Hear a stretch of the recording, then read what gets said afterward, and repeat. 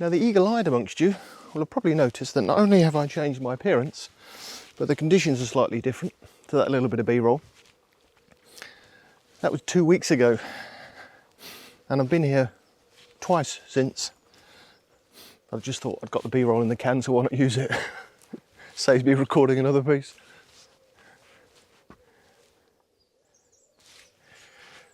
Now you guys know that I love this place. However, this place is also very frustrating. Well, for me anyway. Now, it is so dependent on the conditions to be able to get a shot that's worthy, in my opinion. Now, you know, the conditions that this place clearly needs is mist and fog. But what I really enjoyed recently is getting just a little bit of soft light, a little bit like the soft light I had in my last vlog when I was at Roydon. And I just love that early morning soft light. Doesn't necessarily need mist and fog, although it's nice, but just that overcast soft light is gorgeous. So yeah, the first time I came with that B-roll, the light was just too harsh and I struggled a bit and therefore wandered around. I came to look at the heather, actually. There's a patch of heather here and I came to look at that and I did shoot one shot, but you know, as I say, conditions just weren't great. So I came back last week with a group of people that I did a bit of a tour guide around here, showed them around a little bit, and the conditions we had there were perfect, really, apart from the mist. We had sort of expected rain that didn't come, but it was just really, you know, overcast, soft, diffuse light, no wind whatsoever, and yeah, perfect conditions. Now, you know, as I was being a bit of a tour guide, I didn't really take hardly any shots at all. It was more for their benefit than mine. I did grab a couple of shots, which I shall show you in a second.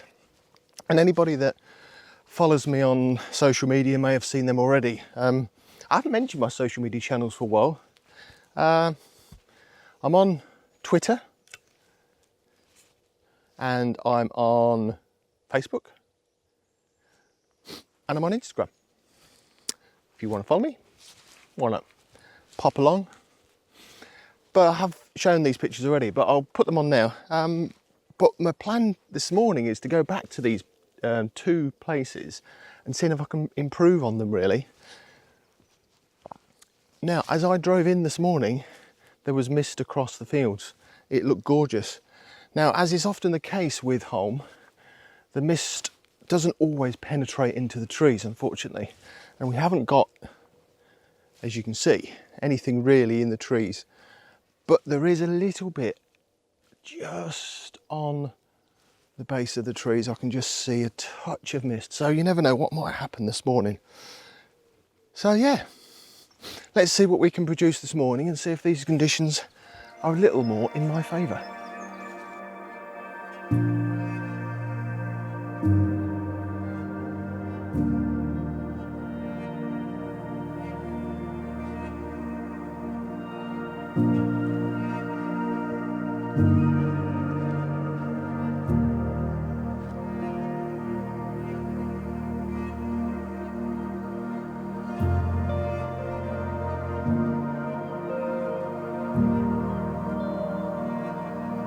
Things I love doing here at home is standing in one place and just picking out different compositions. I've done three. I've done one in this little area here. I've done one here with this forked birch. It's been shot many times in the background with this tree overhanging. And I've done one here, this little clump of leaves on this branch here and the trees behind. Nice little simples, probably be squares.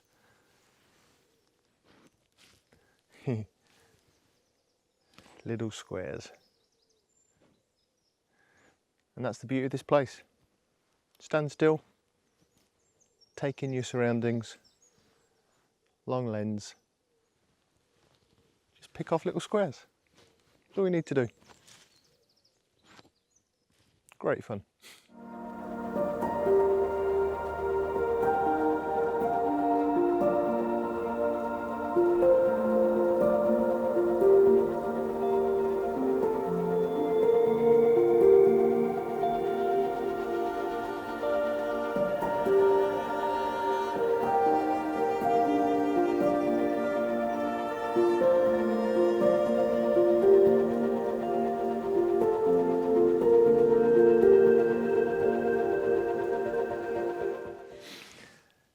found this last weekend when I was here with the group. This is his oak that's had a branch snapped off and laying down. Quite unusual to see that here. You see plenty of fallen silver birches, but there aren't too many oaks, and the ones that are here tend to survive quite well, really, with the winds. But now this one's gone, which is a shame, but you know, in death creates new life in terms of a composition. But I'm not going to shoot it again today. I shot it only last week, and you know, conditions aren't that much different actually this morning. But it's a nice shot, and I think in 2-3 weeks time, when some of these ferns and brackens start to turn, I think I shall be back and try this one again. Now, Holm Fen isn't just a mecca for landscape and woodland photographers like me. It's a huge project, a biodiversity project that is managed by Natural England. And Great Fen were lucky enough to get significant national lottery funding quite recently, £8 million funding they got to invest in the continued work that they're doing here at Great Fen, particularly just on the edge of the fen here, where they've got some wetland projects where they're intentionally wetting the peat, because as I've said before, this is a complete peat bog, and obviously where you've got peat that's drying out, it's releasing carbon dioxide into the atmosphere. So these guys are working intentionally to wet and keep the peat wet, so it captures and contains that carbon, and also for the ecology that springs from it. You know, the insect, the wildlife, the plant life, all the original plant life that was here way before, you know, way before this was actually grown, this silver birch land, when this was just complete marshland. And yeah, the guys do a fantastic job, and God, listen, we're all fully aware of the impact that human presence has on the landscape from an environmental perspective. So, you know, just actually helping in a way what these guys are doing I contribute to Natural England and Wildlife Trust. Not a lot of money, but you know, little bits just help, because you know, these guys are volunteers. They just help these guys with this project, and now we've got this funding from the National Lottery, then hopefully they can continue to invest in this area. So, you know, if you haven't looked at this place, then there's a website, greatfen.org. Have a look, it's really interesting. And I do take it for granted that I'm here primarily to shoot the silver birches and to capture this landscape with my camera. But there are important things going on here to preserve our future, really. So good on them. So this is one of the shots that I came here for this morning to try and retake. And it's an old favourite of mine, this particular tree, or stump I should say. I call him the Beast. A little bit unfair, because he's really not that ugly and grotesque, but he's full of Johnson hats, or hoof fungus, shall we say. And he sits amongst some beauties around him. And so what I've done this time is I've come to the other side of where I shot him last time, literally across the top of the bracken. And let me just show what I've framed up, because I have been playing with this for the last 10-15 minutes to try and compose this right, and I'm still not 100% sure. So this is my view inside the camera, and you can see here's the Beast. There he is, right in the middle there. And what I've tried to do with this is I've tried to compose it so I've got all the elements that I want to keep in the frame in some type of order. So I've got these trees on the left hand side here, which is sort of giving me a little bit of interest on that left hand side of the picture. And then I've got this particular tree here that I'm waiting for a little bit of light to come out, because that really catches the little yellow leaves on this birch really catch the light when that comes out. Obviously we've got the Beast in the middle, and then right in the background here we've got 3 more birches that just fill that gap in between the Beast and these trees on the left. And what makes it interesting is we've got a little patch here. There's a red or sort of browny coloured leafed branch that's sticking up there, which is obviously turned early, probably dead, and that just adds a little bit of colour contrast to the picture. So I think it all hangs together quite nicely. I'm going to keep playing with it, and I'm really, I'm waiting for a little bit of light to come out, because it'd be nice to get some light on that that particular tree on the right hand side, so it can just glisten a little bit. But yeah, that's the plan. Just try and just play with this really, and try and get as many compositions as I can, purely because I think there's a few shots here to be found. So let's see if I can find them. So this is that image now that I've processed it, and if I'm honest, I think it's a little bit too cluttered. There's a lot going on now. I've looked at this on the big screen, and I think the crop is a bit tight. I did take a wider shot to give that tree on the right hand side a little bit more breathing space, and I think that composition works a bit better. However, I do think, unfortunately, the beast is a bit of a distraction. So I do think in this shot the beast doesn't work. However, still a nice shot, and maybe one to come back to later in the autumn.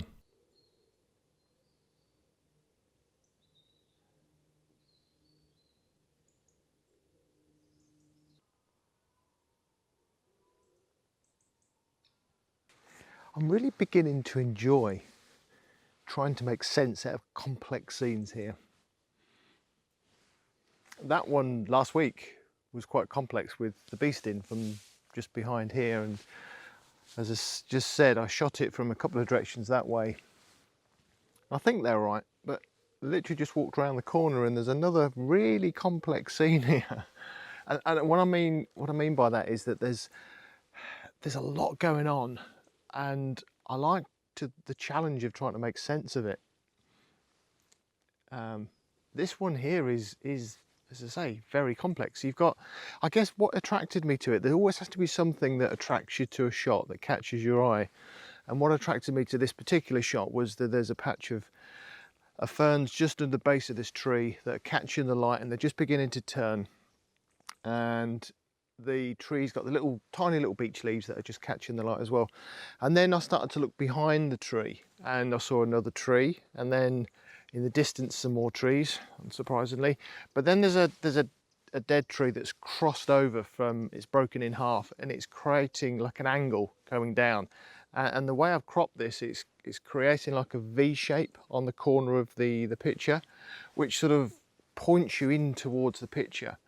Or you could say it points you out towards the picture, I suppose, depending on which way you look at it. The one in the middle, the tree in the middle, is the more prominent one, and that's the one I've focused on.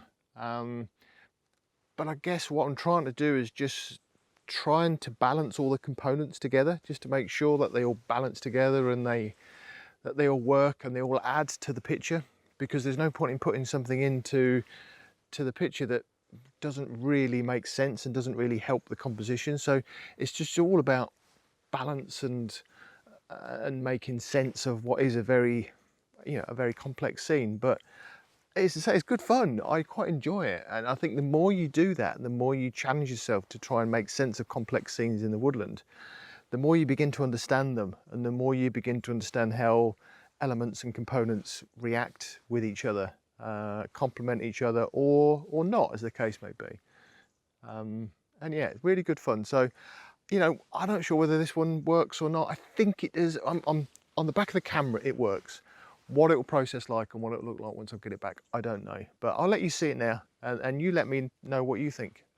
If you think it works, or if you think I'm just being a complete idiot.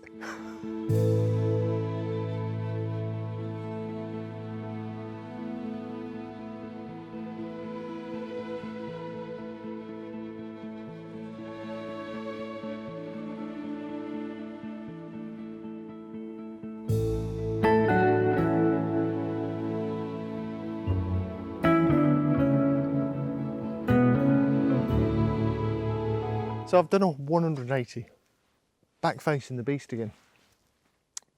But I was just drawn to that little red, well, it's a branch from a dead stump that's dying, and the leaves are browny red. And I was just drawn to it, particularly because it's backlit, or there's some light coming in behind it.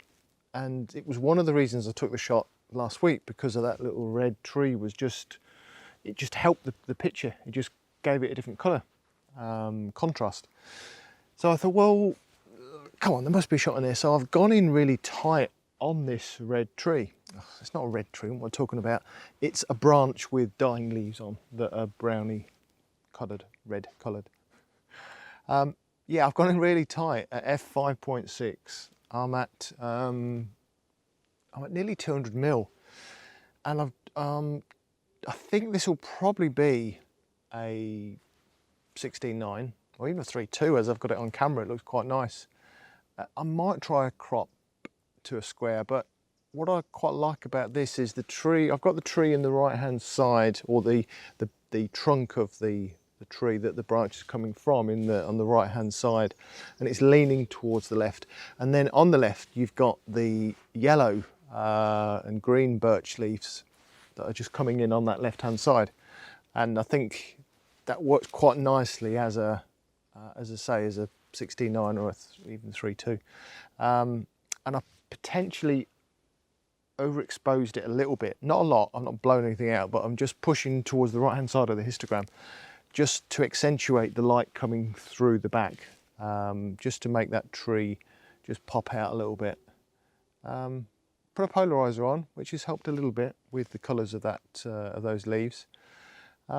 Yeah, I'm at 5.6, as I say, so it's just literally about this tree. Nothing in the background needs to be in focus or anywhere near sharp. So just a nice little shot, and again making some sense in the middle of this little patch of chaos we've got here.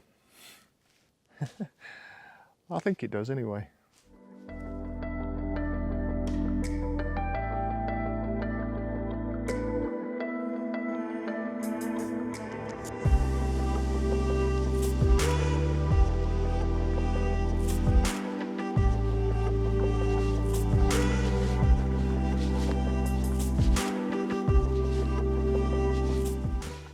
That was a really good example of reacting to the light quickly.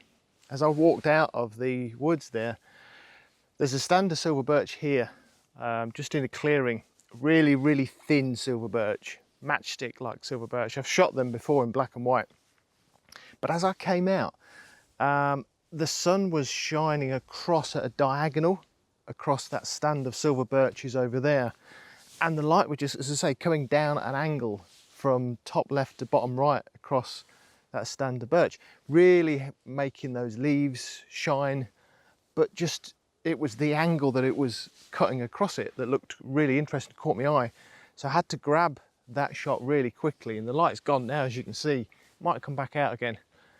So just really framed in again with the 100 to 400, just a crop, lost the sky completely, just to get the light coming from top left into the bottom right, focused on the tree trunks, f5.6. That's it. I did quickly get another one up my ISO because I noticed that the wind's starting to come up and the leaves might have been a little bit soft. It's not going to make a huge amount of difference, but I did up the ISO just to grab a shutter speed of 1/100th as well, just to see if we can get the leaves sharp. But yeah, now that was a reactionary shot. But again, you know, it's trying to see a scene very, very quickly, reacting to it, taking it, and you know, what would normally be quite a boring, dull scene, just come to life there for a second with a little bit of light.